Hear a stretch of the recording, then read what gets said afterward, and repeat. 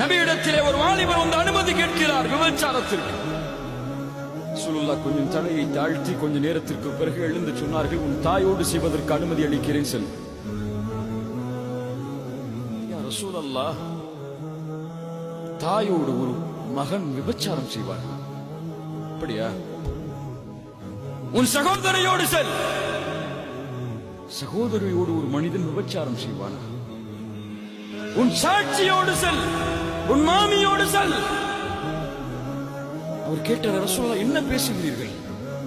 ரசூலுல்லாஹ் சொன்னார்கள், நீ விபச்சாரம் செய்ய நினைக்கக்கூடிய ஒரு பெண் இன்னொருவரின் தாய், இன்னொருவரின் மனைவி, இன்னொருவரின் மகள், இன்னொருவரின் சகோதரி.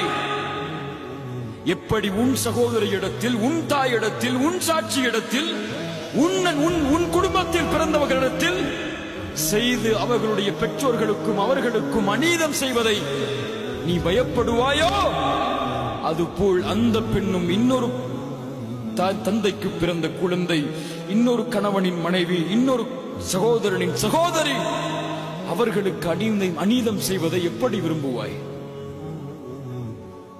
இந்த பார்வையோடு பாரு.